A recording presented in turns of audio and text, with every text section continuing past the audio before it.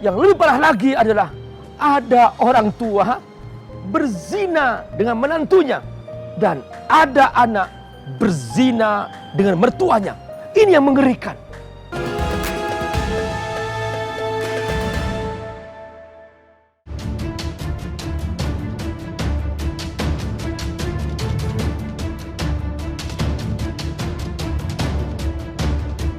Pasca heboh dan viral kasus dugaan perselingkuhan panas yang diduga melibatkan dua orang terdekatnya, sang ibu kandung Rihanna dan Rosie Zai, yang kala kejadian masih berstatus sebagai suami sahnya.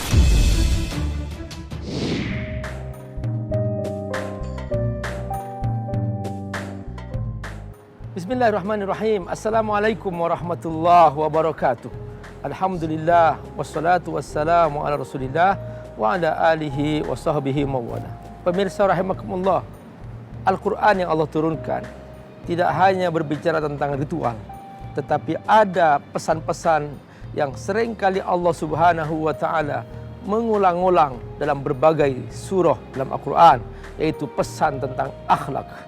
Sampai-sampai Allah Subhanahu wa ta'ala memuji Rasulullah sallallahu alaihi wasallam karena akhlaknya. Wa innaka la'ala khuluqin azim. Sesungguhnya engkau Muhammad memiliki akhlak yang sangat agung. Ibunda Aisyah radhiyallahu anha pernah ditanya tentang akhlak Rasulullah sallallahu alaihi wasallam. Kaifa kana khuluq Rasulillah sallallahu alaihi wasallam? Bagaimana akhlak Rasulullah sallallahu alaihi wasallam? Ibunda Aisyah menjawab, kana khuluqul Quran. Akhlak Rasulullah sallallahu alaihi wasallam adalah Al-Quran. Subhanallah, seorang istri yang luar biasa, mengerti tentang karakter suaminya. Ketika ditanya tentang akhlaknya, dia bisa memberikan sebuah ringkasan tentang kepribadian Nabi yang pantas dicatat dengan tinta emas, yaitu akhlak Rasulullah SAW adalah Al-Quran. Betapa mulianya akhlak Rasulullah SAW. Maka seseorang yang ingin memahami Quran, tidak mungkin dia bisa paham kalau dia tidak membaca akhlak Rasulullah sallallahu alaihi wasallam. Pemirsa rahimakumullah, di antara akhlak yang harus kita bangun sebagai hamba Allah dan sebagai umat Rasulullah sallallahu alaihi wasallam adalah akhlak antara orang tua dan anak. Akhlak antara anak ke orang tua. Akhlak antara mertua ke anak dan akhlak antara anak ke mertua. Mengapa akhlak antara anak dan orang tua, antara anak dan mertua ini harus kita bahas secara khusus? Sebab ketika anak tidak mengerti kedudukan orang tua, kedudukan mertua, maka boleh jadi nanti dia akan melakukan tindakan semena-mena. Yang lebih parah lagi adalah ada orang tua berzina dengan menantunya dan ada anak berzina dengan mertuanya. Ini yang mengerikan. Karena apa? Kan tidak mengerti. Padahal Allah Subhanahu wa ta'ala telah menentukan bahwa tingkat keharaman antara orang tua dan anak, mertua dan anak, ini termasuk dalam istilah mahram mu'abbad. Bahwa mahram mu'abbad artinya tidak boleh menikah selamanya. Selamanya. Inna lillahi wa inna ilaihi raji'un. Wa man adallu mimman ittaba'a hawah. Allah jelaskan di dalam Al-Quran, siapakah yang lebih sasat daripada orang yang selalu ikuti hawa nafsunya? Tidak ada. Ini paling sasat ini, yang selalu ikuti hawa nafsunya. Padahal berkali-kali Allah Subhanahu wa ta'ala menjelaskan dalam Al-Quran, Rasulullah sallallahu alaihi wasallam menjelaskan dalam hadis-hadisnya tentang akhlak yang luar biasa. Wa ulul arhami ba'duhum awla bi ba'd. Rasulullah sallallahu alaihi wasallam menjelaskan kebaikan-kebaikan kepada kerabat itu yang lebih utama, yang lebih bagus, lebih baik. Artinya kita menjaga hubungan silaturahmi, menjaga keluarga kita, menjaga mertua-mertua kita. Itu sebuah amalan yang mulia di dalam agama Islam. Karena itu ada penjelasannya di sini untuk menjaga dengan baik. Setiap istri menganggap mertuanya itu sebagai ayah saya sendiri dan ibu saya sendiri. Menghormati mereka, menjaga mereka, layani mereka. Dan sebaliknya, setiap suami menganggap mertuanya sebagai ini ibu saya sendiri, ini ayah saya sendiri. Dengan akhlak yang mulia ini antara dua keluarga ini, mewujudkan keluarga yang barakah, keluarga yang saling menghormati, keluarga yang tumakninah. Tapi kalau ada di sini yang bisa mengatasi semua ini, ikuti hawa nafsunya, ikuti syahwatnya, ikuti syaitan. Ya Allah, sudah ternyata Allah jelaskan dalam Al-Quran, وَلَا تَقْرَبُوا الزِّنَا إِنَّهُ كَانَ فَاحِشَةً وَسَاءَ سَبِيلًا. Jadi bukan cuma lakukan zina, tapi jangan mendekati zina. Jangan mengikuti langkah-langkah syaitan. Akhirnya, orang yang ikuti hawa nafsunya, itu kejadiannya. Padahal kehormatan luar biasa bagi mertua kita. Menghormati mertua kita, itu ibadah yang luar biasa. Dan itu menjamin istri kita tetap baik sama kita kalau kita selalu melayani orang tuanya mereka sendiri. Dan sebaliknya, kalau saya berbakti kepada mertua saya, otomatis istri saya akan berbakti kepada orang tua saya sendiri. Itu mentanamkan dalam keluarga kita kehormatan luar biasa. Datang anak-anak kita, cucu-cucu mereka akan menghormati nenek-neneknya. Dua-duanya, semuanya menjadi keluarga yang barakah. Pemirsa rahimakumullah, iman itu kalau masuk dalam hati, itu menyempurna akhlak.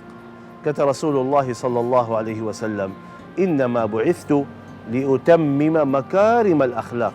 Aku diutuskan oleh Allah Subhanahu wa taala untuk menyempurnakan akhlak yang mulia. Jadi bukan cuma akhlak yang biasa, tapi akhlak yang mulia. Karena itu, jadikanlah orang yang punya akal. Jangan sampai menghilangkan akalnya. Ini mertua kita, ini keluarga kita. Kok bisa mengikuti hawa nafsunya dan syaitan sampai detik itu? Karena itu mari sama-sama di bulan suci Ramadan kita doa dan memohon kepada Allah biar kita sama-sama punya hati yang suci di bulan yang suci.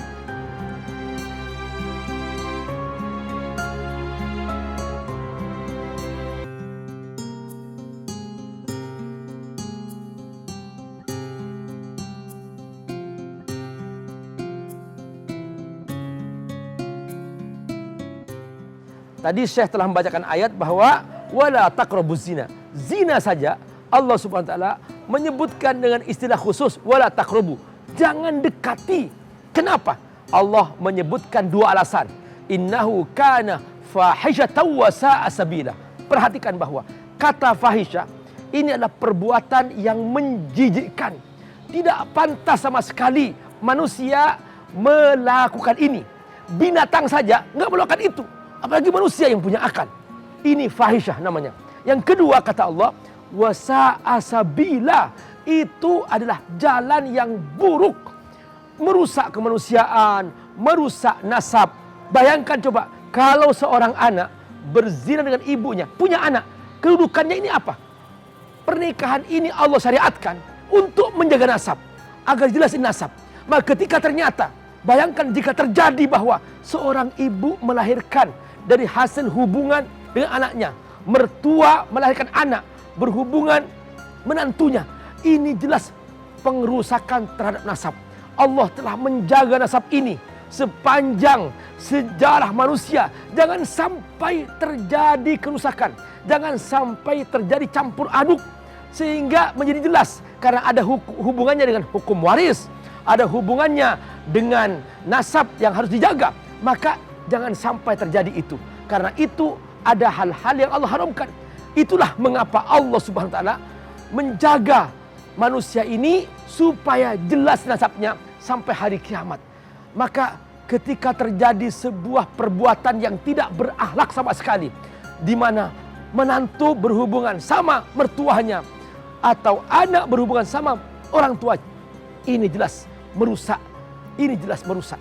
Maka jangan sampai terulang kembali perbuatan seperti ini. Ya Syekh. Tapi alhamdulillah,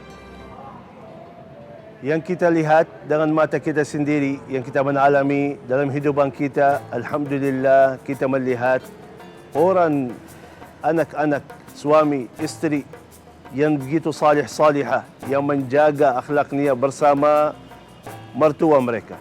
Itu yang luar biasa. Yang banyak contoh-contoh baik niat. Di Indonesia khususan, kita melihat banyak menantu yang memberangkatkan mertuanya umrah, haji. Itu satu hal yang luar biasa. Cuba bayangkan seindah niat mereka sama-sama umrah dan haji. Melihat mertua mengajak suami anaknya, ayo biar tidak beradab bagi kalian, sewa rumah atau jauh sini, rumah kita sudah besar, tinggal sama kita aja. Luar biasa, meringankan untuk karena mereka punya target, punya tujuan apa? Yang penting anak saya bahagia. Yang penting hubungan anak saya sama suaminya, anak saya sama istrinya, mereka damai, mereka senang, mereka bahagia. Itu tujuan yang benar bagi setiap orang tua kepada menantunya atau setiap orang tua kepada anaknya sendiri. Yang penting anak saya bahagia, yang penting anak saya nikmat. Itulah akhlak-akhlak yang mulia yang kita selalu kejarkan. Orang tua yang menjaga anaknya, orang tua menganggap menantunya sebagai anaknya sendiri. Cuba bayangkan seindahnya seperti apa. Jadi berkumpulan itu enak, duduk sama-sama enak, makan sama-sama enak, berangkat sama-sama, semuanya menjadi enak kalau kita menjaga akhlak yang mulia. Pemirsa rahimakumullah, inilah waktunya, inilah saatnya. Mohon maaf lahir batin, itu artinya mensucikan zahir dan batin kita, menjadi orang yang baik kepada istri kita, menjadi orang yang baik kepada orang tua kita, menjadi orang yang baik kepada mertua-mertua kita. Ini waktunya, ini saatnya. Sebaliknya, setiap istri menjaga suaminya, menjaga mertua, orang tua suaminya, mewujudkan rumah tangga sakinah, mawaddah, warahmah. Di sini rumah yang ada sakinahnya, pasti keturunan mereka anak yang salih, salihah.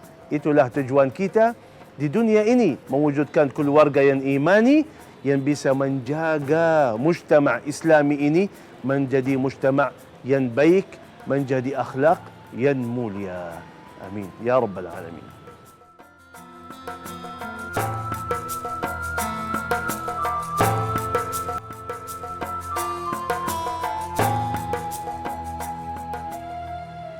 آمين آمين. بسم الله الرحمن الرحيم. الحمد لله رب العالمين، حمد الناعمين، حمد الشاكرين، حمدا يوافي نعمه ويكافئ مزيده. يا ربنا لك الحمد ولك الشكر كما ينبغي لجلال وجهك الكريم وعظيم سلطانك. اللهم صل وسلم وزد وبارك وأنعم على سيدنا ونبينا محمد وعلى آله وصحبه أجمعين. اللهم يا حي يا قيوم يا ذا الجلال والإكرام، تقبل صيامنا وقيامنا وصالح أعمالنا. Ya Allah, terimalah segala amal ibadah kami, Ya Allah, di bulan suci Ramadan. Ya Allah, berikanlah kepada kami hidayah di bulan suci Ramadan, biar selalu istiqamah setelah bulan suci Ramadan. Ya Allah, ampuni segala dosa-dosa kami, Ya Allah. Ya Allah, Ya Hayyu Ya Qayyum, taufiqmu, hidayahmu kepada kami semua, biar menjadi hamba-Mu yang taat, hamba-Mu yang salih, hamba-Mu yang bertakwa di bulan Ramadan maupun di luar bulan Ramadan. Dengan akhir hayat kami semuanya dengan husnul khatimah, husnul khatimah birahmatika ya arhamar rahimin. Jadi keluarga kami keluarga yang barakah, sakinah, mawaddah, warahmah ya arhamar rahimin. Rabbana atina fid dunya hasanah wa fil akhirati hasanah wa qina adzaban nar. Wa sallallahu wa sallam ala nabiyyina Muhammad wa ala alihi wa sahbihi ajma'in walhamdulillahi rabbil alamin.